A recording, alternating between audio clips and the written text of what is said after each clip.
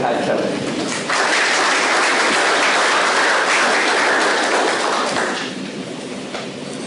Thanks very much, Ed. Good morning.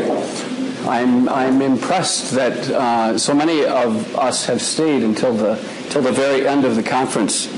I'm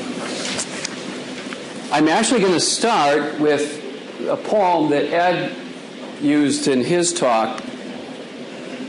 So here's the, I'm going to title it The Archer. This is a poem. While I read this poem, and as you see the poem there, if you think about, so Chuang Tzu was one of the most important Taoist poets and spiritual writers. He lived 4 centuries before Christ. Right? So interesting, people thinking about some of these kind of dynamics in human experience a long time ago. As I'm reading it, I'd like you to think about, is he putting his finger on something that's true about human experience? Either in your own lived experience or as you've observed it in people you coach or when you're watching sports on TV or other kinds of activities. When an archer is shooting for nothing, he has all his skill. If he shoots for a brass buckle, he's already nervous. If he shoots for a prize of gold, he goes blind or sees 2 targets. He is out of his mind. His skill has not changed, but the prize divides him. He thinks more of winning than of shooting, and the need to win drains him of power. All spiritual traditions would have, if they're, so the major spiritual traditions of the world would have ways of accounting for, like, how do human beings get tripped up in their living, right? What are the things that get us off track or, off center in our living? And Chuang Tzu's trying to say something about that here. The thing I just add to what everybody said, which I think is great, right on, is what he's pointing to is the introduction of extrinsic goods. You were kind of moving in that direction, right? If an archer's shooting for nothing or doing the activity for its own sake, you might say, he has all his skill or she has all her skill. If he shoots for a brass buckle or a prize of gold, he goes blind or sees 2 targets now. If you think of a basketball player at the end of the game having to shoot a free throw that's going to actually could win the game, say it's a one-on-one, and she has to make both of them to win the game.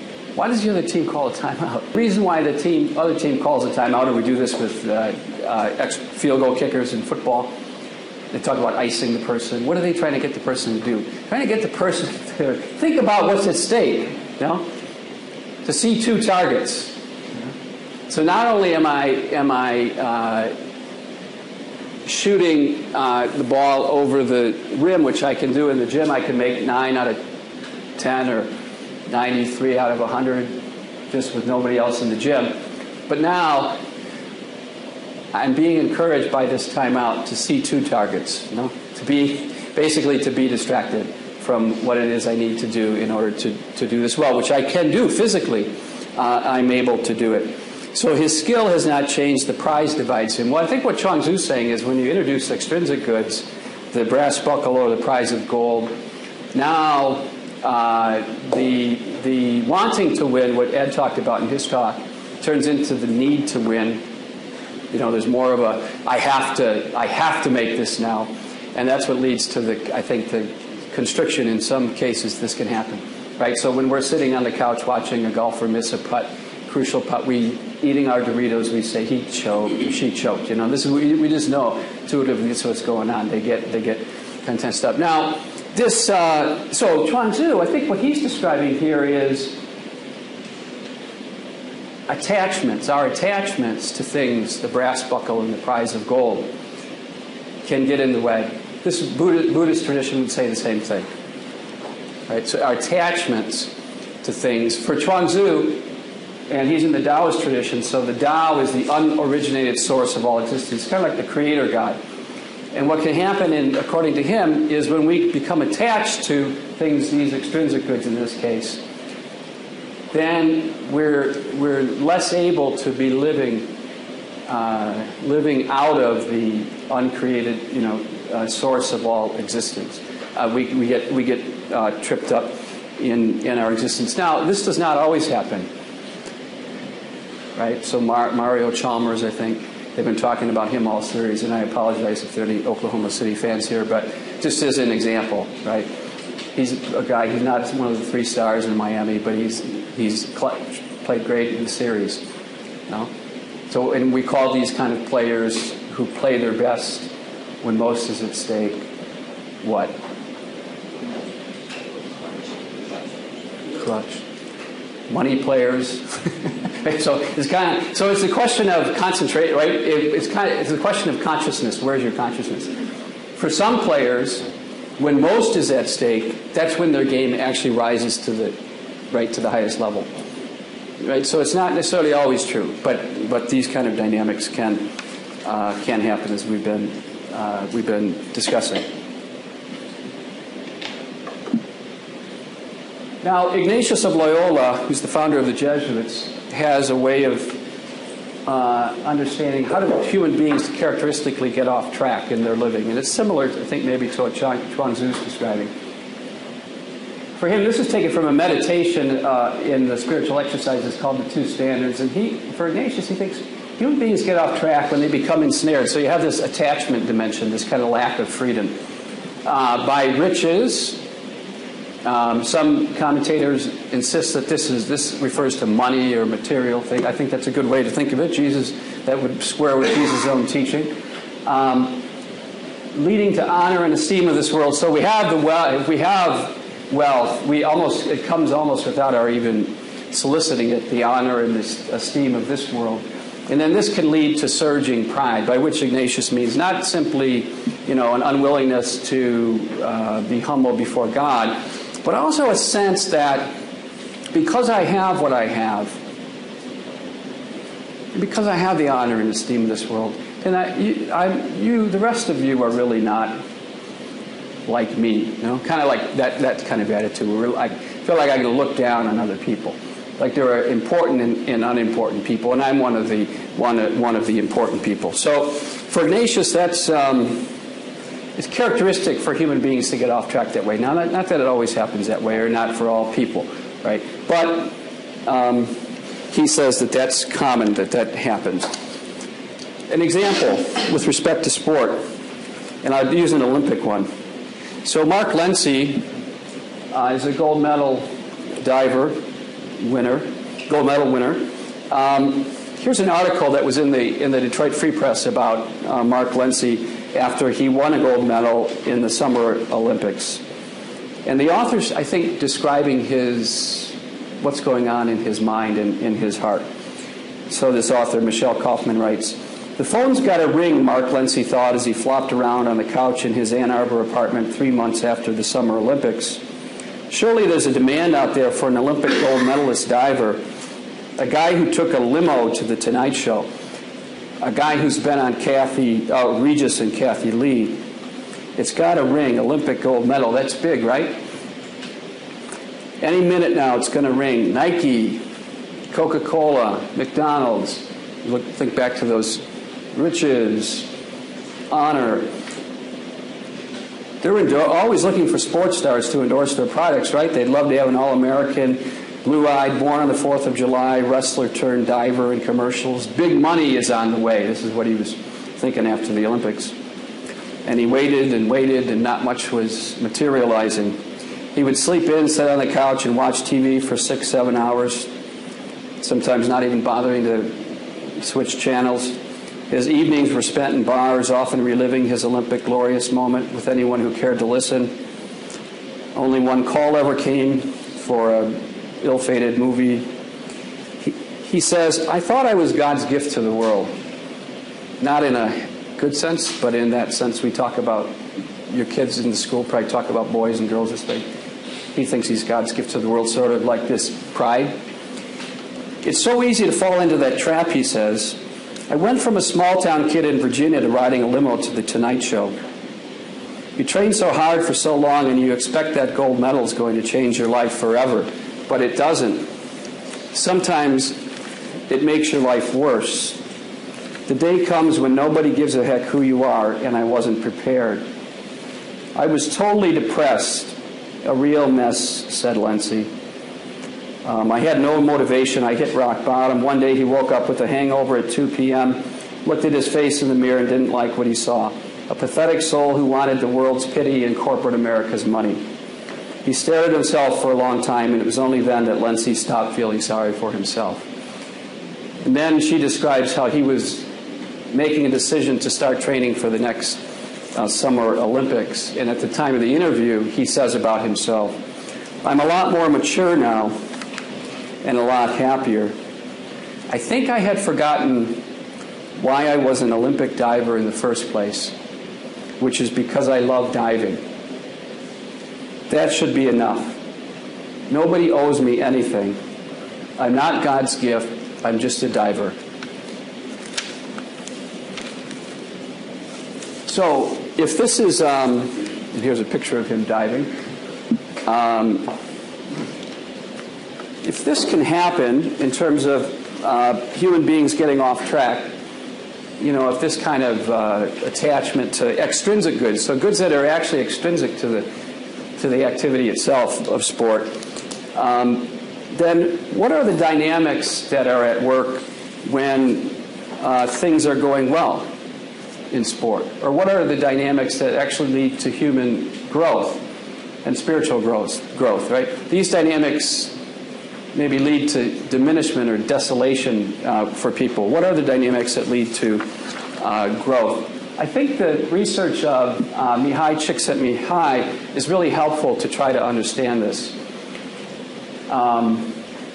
We could spend 15 minutes just going over the pronunciation of his name, but and who Flo is and how she came into his life or something. But we won't do that. So he's Hungarian. He came to the United States in the late 1960s, did his doctorate at the University of Chicago. When he was writing his doctoral dissertation, he was studying artists, painters, and he became fascinated by this. He was interested in creativity, that even though they weren't going to be making a lot of money and they weren't famous, right? Some of them, over many years, they've been doing this. That they were completely immersed in the activity of painting itself, and they just had a real passion for it, and they loved to talk about the intricate details of painting. And so he was very interested in this, and he recognized that the predominant models in the social sciences, so he's a psychologist, couldn't account for what he was observing. Right? The behaviorists would say that we do things for the reward at the end. Well, they weren't getting this kind of a reward. Or the psychoanalytic tradition would say we engage in activities to resolve psychosexual conflicts, this kind of thing. But he was saying, no, actually, there's something about the complexity of the activity itself of painting that captivates these painters or these artists. And so he became interested in trying to understand what's going on in this and other kinds of activities like this. So he became interested in understanding enjoyment. What is this phenomenon of enjoyment? And so he started studying other people who were engaged in what he calls autotelic activities. And this comes from two Greek words, the word autotelic, the word self and goal. So an autotelic activity has its goal or its purpose in itself, right? Something that we do for its own sake. Here's a quotation from a composer that he interviewed. One doesn't do it for the money. That's what I tell my students. Don't expect to make money. Don't expect fame or a pat on the back. Don't expect a damn thing. Do it because you love it. You notice how this is the flip side of that two standards. Money, fame. He's saying, no, don't do it for the money. Don't do it for fame. Do the activities you do in terms of music. He's a composer because you love it. Mark Lenzi was reminded of this, the importance of this, when he said in that last quote, I forgot why I was in the Olympics in the first place, which is because I love diving. One of the things that Csikszentmihalyi High made a distinction between enjoyment and pleasure. These are pictures of kids. I was in India for about a year, and we had a day of games for children coming from the poor areas in the mountains. So these are some pictures from that day. So, pleasure and enjoyment. One can experience pleasure by eating Ben & Jerry's ice cream, for example. I do. But it doesn't really lead to my growth, except in one way. I mean, I wouldn't call it afterwards. I wouldn't say, "Oh, that was really fun." You know, I mean, like in some, you know what I mean? Like, so it's not one of the most rewarding experiences in life, right? That you think of. But you can have pleasure in a lot of other ways in life, right? It doesn't require much investment on my part to experience pleasure in that sort of way. Enjoyment, however, is different for Csikszentmihalyi. We experience enjoyment when we're totally involved in an activity, and we go beyond what is expected in some area, you know, some area or some endeavor. So we're pushing the envelope. So he says, for example, playing a close game of tennis that stretches one's ability is enjoyable, as is reading a book that reveals things in a new light, as is having a conversation that leads us to express ideas we didn't know we had. After experiences like that, where we've pushed the envelope, we've actually gone beyond where we were beforehand, people find themselves saying, "Wow, that was really fun," or "That was enjoyable," and they want to do it again. Now, play is probably the best example of an activity that's autotelic, that we do for its own sake, and that's enjoyable, right? So it's no surprise that in his earliest writings, Csikszentmihalyi, one of his first articles was called Play and Intrinsic Rewards, right? And one of his first books focused on the phenomenon of play. So some characteristics of flow experiences. One-pointedness of mind. When I'm engaged in an activity that I enjoy doing and am doing it for its own sake, I'm fully there. You know? There's a one-pointedness of mind. Here's a quotation from John Brodie, former San Francisco 49er quarterback. A player's effectiveness is directly related to his ability to be right there, doing that thing in the moment. He can't be worrying about the past or the future or the crowd or some extraneous event. He must be able to respond in the here and now. I'm going to say a little bit later on, flow activities are challenging activities that require skills, right? That's part of what's going on here. When I'm engaged in a challenging activity that requires skills like sport, I have to be, I'm required to be fully in the present, right? Especially if it's a closely matched contest. I have to be there in order to play well. Another way to think of this, or Csikszentmihalyi describes it as a merging of action and awareness. So what I'm doing and what I'm thinking about are one and the same thing. Action and awareness. What I'm doing and what I'm thinking about have merged. They're one and the same thing. The Buddhists call this mindfulness. Right? So often in life, what we're doing is different from what we're thinking about. If you're in a class that's very boring, the professor is up there talking, but you're thinking about what time your flight is leaving today at the end of the conference. Split. The action and awareness are split. But if you're really engaged in what's going on, then you're actually here. Both you're here physically, and your consciousness is here too. There's a merging there. Here's a quote. This is a very interesting quote. One is very aware of one's actions, but not of the awareness itself. So the activity requires all of my attention. So I'm very aware of what I'm doing, But I don't have any attention left over to stand outside of the activity and to be reflecting on my consciousness. See, so what I'm doing, what I'm thinking about, are one and the same thing. Another characteristic of flow experiences is egolessness. So I'm not thinking about myself in a flow experience. If you think of a woman, a high school girl, point guard, bringing the ball up the court at the end of a close game, she cannot be thinking about what her friends think about her at that time. Or if her boyfriend is in the stands, or her mother, or what the newspapers wrote about her. She has to be fully attentive to where her teammates are, what is the defense that's being played, right? What do we have going on with the clock?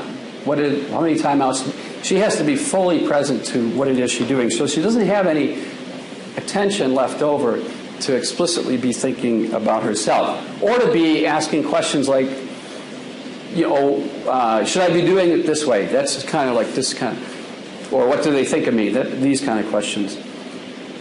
When I was first ordained, I was in a parish in Detroit for a year, and I was experiencing actually a lot of these dynamics that I'm describing, because I was really enjoying being there and giving homilies and celebrating the liturgy, and so I was experiencing this kind of centeredness or one-pointedness of mind before the liturgy, and I like to try to think about what's happening in the community. What do you say during a homily that can be meaningful to people who are there?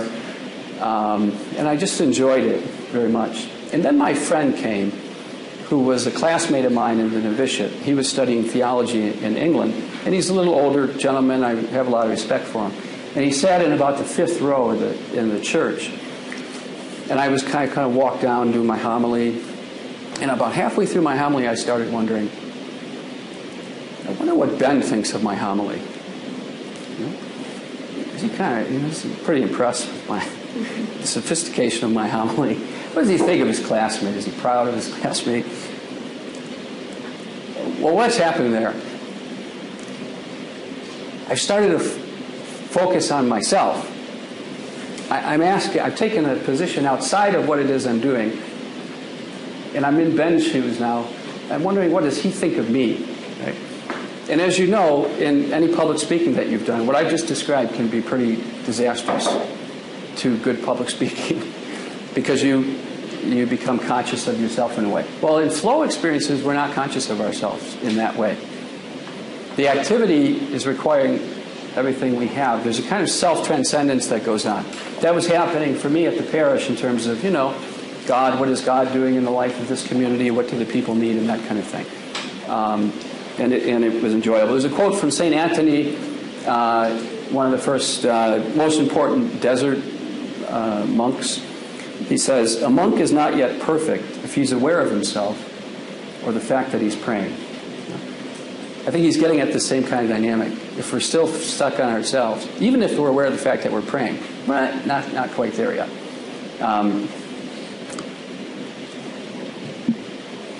Another experience associated with flow is a sense of union with one's surroundings. So if I'm playing in a band or in an orchestra, as I'm fully present to the activity, as I'm not thinking about myself, I'm become more attuned to the other members of the band, right? I'm more familiar with rock bands, so if I'm playing the guitar, I need to be real attuned to the bassist, what's going on there. And as the band gets better, that grows. So there's more of a sense of union with the members of the band. Their individual talents develop, and so does their performance as a group. Now, this has obvious implications, I think you might see, for coaching, especially team sports. Phil Jackson says, the struggle every group leader faces is how to get members of the team who are driven by the quest for individual glory to give themselves over wholeheartedly to the group effort. In other words, how to teach them selflessness. So, it's an interesting thing. While during the activity I'm not thinking about myself at all, after a flow experience, when I do have the psychic attention to reflect on myself, I actually have a fuller sense of self if it's a flow experience. Right? I might be more aware of my own gifts, whether it's in music or sports, and so a sense of my, people call this individuation, so who I am and my own talents and gifts. But also, there's a stronger sense of bond with the other participants in the activity, the other people who I've been engaged in the activity with. Another characteristic of a flow experience is effortlessness. Here's a woman runner. You're going faster, and yet it seems easier. It's hard to describe in words unless you experience it. Just that is like, you're going as fast as you can go, and yet you're doing it quite easily. Now, this is effortlessness that's preceded by discipline. So it's not kind of like Southern California, go with the flow, everything's easy, baby, kind of thing. But it actually requires, like in the case of this long-distance runner, discipline over a long period of time. So if a young girl is trying to learn how to shoot a left-handed layup, let's say she's right-handed, well, she's going to have to start practicing when she's in 5th grade, and it's going to take her a long time, and she has to keep thinking, what does the coach say? What foot do I need to jump off of? And she's going to smash into the garage door, and she's going to get it wrong, and she's going to be awkward. But by the time she's going into 8th grade, all of a sudden she gets a breakaway, and she gets a pass, and she's wide open, and she shoots that left-handed layup, and it just looks so graceful and easy and effortless. So this is what some people describe when they describe these kind of experiences, flow experiences. Another characteristic is time is experienced differently from chronological, the kind of time that we see that's kept by clocks. So in an interesting class, 60 minutes can go by in what seems like 5 minutes. In a boring class, 60 minutes seem like 4 hours. But in the interesting class, it's likely the person's experiencing this flow dynamic, and then the time flies. So sports activities put us into a different spatial and temporal frame, right? Now, the activity that's happening here in the stadium, what's happening in between those lines that mark out the field is what's important, is what's meaningful. And what's happening, and it's meaningful in relationship to the time that's being kept in terms of the 4 quarters of the game. So if a game's being played in Philadelphia in November, it's not only Sunday, November 14th, 2 o'clock p.m. No. It's also a key game in the league, for the league standings. Who's one of the Eagles' big rivals? Giants. The Eagles are playing the Giants, and there are 4 minutes left in the game, and the score is 26-28. The Eagles are losing, and they're coming down to kick a field goal. We're in a different time, spatial and temporal world, and we've created that, right? We built the stadium. We don't have to build this stadium, so we don't have to engage in these activities. We've set this up to do it. We're doing it in all of our institutions, and the very structure of games puts us into this different time frame. Now, some sports are different, like baseball doesn't have a clock and things like that, but generally speaking, this would hold true. We do the same thing in the Catholic Church with respect to the liturgical calendar and other Christian churches, right? We measure time in a different way. Time is not all the same. It's measured in terms of Christianity, it'd be measured or it would be experienced in terms of the events of salvation history, right? Qualitative difference. So it's not only Sunday, March, whatever Easter Sunday was this year, or April, let's just say April 3rd or something, but it's Easter Sunday. And we go into this space, different spatial, right? We're setting off space with a different way of understanding what time is in relation to these events that are peak events in our own faith tradition. And it's not only just secular time, but it's a significant time in terms of the lived experience of faith. Okay, a couple things about characteristics of flow activities. So those were what I just described were the experiential dimensions of flow. These are characteristics of flow activities. One of them is a balance of challenges and skills. Now, if I have a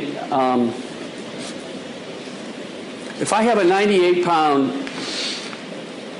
ninth grader out for the football team, and if I put him up against the 130-pound classmate in practice every day in one-on-one blocking drills, that 98-pounder is not going to be coming back to practice the next week. And the reason, according to this flow theory, is his skills. Now, in this case, it's a very raw example of it's just physicality, right? How big he is. His skills are here, and the 130-pounder presents him with a challenge that's way up here that's going to be provoking anxiety in him. On the other hand, I think Jen mentioned this yesterday. If I win a game, if my team wins some game 10-0, she said it might not be a very enjoyable experience. Well, that makes sense in light of this too. So if the challenges that I face or my team faces are actually not high enough given my skills, I'm going to be bored, right? So it might not actually be like after you win a blowout, you don't have the same kind of sense of exhilaration as you do when you win a closely contested match. Another characteristic of flow activities: clear goals and immediate feedback. This is one of the reasons why sport would be such a good context for flow to happen. Because when you have clear goals and immediate feedback, it helps you to keep focused on what it is you're doing. So flow and Christian spirituality. I'll try to do this relatively quickly. Here's a quote from Thomas Aquinas. He's actually going to describe contemplation as flow in a way. You'll see this quote here. Run into your house and gather yourself there and play there and pursue your thoughts. Now this is a quote from Ecclesiasticus. And then Thomas comments on it. It's necessary that we ourselves should be fully present there when we're engaged in contemplation, concentrating in such a way that our aim is not diverted to other matters. Accordingly, the text goes on, and gather yourself there, that is, draw together your whole intention. And when our interior house is entirely emptied like this, and we are fully present there in our intention, the text tells us what we should do.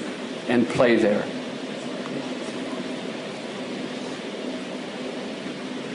If play and contemplation are analogous activities, right, similar but different, then a young person who's learning how to play may also be being introduced to the dynamics of the contemplative life. No? They're learning how to be in the present moment, for example. They're learning how to be free of distractions, for example. You know, when I was playing football in high school, I used to lay down on the wrestling mats before our games and just clear my mind. I just did this because I found it helpful to get ready for the game. I do a very similar thing now before I celebrate the liturgy. And I think there's a way in which the human formation that took place in sports, for me, provided the basis for the ability to do this in terms of my current life as a Jesuit.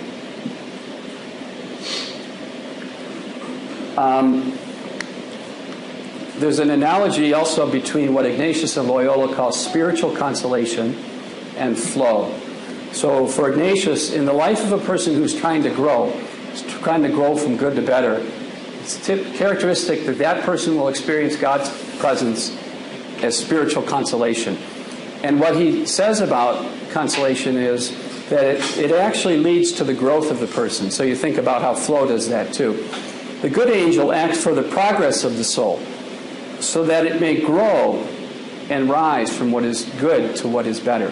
This is what God's Spirit does in the life of a person who's trying to grow in the Christian life. Acts for the progress of the soul. It's characteristic of God in the life of a person such as this to give genuine happiness and spiritual joy. Enjoyment. Here we have genuine happiness and spiritual joy. Now, there's more to spiritual consolation than what we've talked about in flow, because you can experience genuine happiness and spiritual joy when you experience forgiveness. Right? You can experience genuine happiness and spiritual joy in the midst of suffering when you're accompanying a friend whose loved one has died. You can experience spiritual joy. Right? So there's more in our tradition than what we see in flow. But, so far. But that doesn't make these experiences unimportant. Right? These experiences that we have all had, young people have in sport. I think that they too are important to pay attention to. I'm going to skip over that one. Another thing about spiritual consolation, it has an effortless feeling to it. So it's, Ignatius says, it's like water falling on a sponge. It's gentle and easy. The experience of God's Spirit in the life of a person who's going from good to better. It's gentle and easy. It's like coming into one's own house through an open door. Yeah? But it's preceded by discipline, just like in the flow experiences in sport. So you have to set aside time for prayer. You have to know who is Jesus. You have to read. You have to think, right? But after some time in the Christian life, a person, just like in athletics, a person develops a kind of sensitivity, a feel, right, for the presence of the Spirit in his or her life. And there can be a kind of ease to it, a kind of effortlessness to it. For Ignatius, significant decisions that we make in life should be related to and building on experiences of spiritual consolation. His genius in discernment, how to make decisions. And this is one of his most important points. The decisions that we make, the major decisions, should be related to and building on experiences of spiritual consolation. So, for example, we should ask ourselves, what gives you joy? What gives me joy? And the choices that I make should flow from that. Now, when I teach our students at Seattle University, I have now we're Division I, a lot of Division I kids coming in, student athletes in my classes on sports. So one thing I try to do is to get them thinking about what they're going to do, because they're not going to be playing professionally. No, I mean, most of them won't. And so what I try to do here is I introduce them to this material, and I ask them this question: what gives you joy? And is there a way that you can actually draw on your experiences in sport, because you know what joy is because you've experienced it in sports. You know what this kind of ease is when things fit. Because you've experienced it in your life in sports. Can you refer back to that? Can that be a resource for you in the present moment as you're thinking about what you want to do with your life? So when you're in certain classes, is there a kind of joy, that make you think you want to major in something? Or as you do internships or things like that, are you finding things that give you joy, where you can experience flow for the next 60 years of your life, right? Where you can experience consolation. I think all too often student athletes think they need to just start with a clean slate, or do something completely unrelated to what they're doing. But I'm trying to get them. I think there might be rich resources in their own experiences of sport. Okay, just a couple concluding things. The human experiences of play themselves are significant. I want to insist on that because I think sometimes we only think of sport as a means to an end. So the human experiences of play themselves are significant. But they're also pointers. They're signals of transcendence, indicating something about the human person and his or her destiny. Here's a quote from Peter Berger. The experience of joyful play is not something that must be sought on some mystical margin of existence. It can be readily found in the reality of ordinary life. Yet within this experienced reality, it constitutes a signal of transcendence because its intrinsic intention points beyond itself. You know? Now, I think sometimes we miss that, right? So the experiences of joy and egolessness and unity are very rich, and they may be pointing to something. The Buddhists have this phrase, the finger pointing to the moon. I think sometimes we might get just obsessed with the finger, you know, like we're just all focused on what the experience itself, and not miss what it's pointing to. When I used to play catch with my dog, I would throw the ball in the backyard, and then if she was lazy, she'd sit there, and I'd say, "No, go get the ball," and then she'd start sniffing my finger. I think there's something similar that might be going on with us in the contemporary context. So, and then finally, these experiences themselves may be experiences of grace. You know, I myself, I did my doctoral studies with Csikszentmihalyi. I find this very useful as a way to understand how sport participation, even at the highest levels, right, or so even varsity level sport in the schools, if you're coaching at the high schools, but even professionally, can be enjoyable. Why it's enjoyable, right? So the kids coming out of 8th grade, they want to play at the next level. Why? Because their skills are developing, and they want challenges that are going to be greater than the ones that they had before. And when they engage in those kind of activities, they're going to enjoy it. So I find it a very useful kind of, you know, explanatory model for what happens in human experience. Thank you.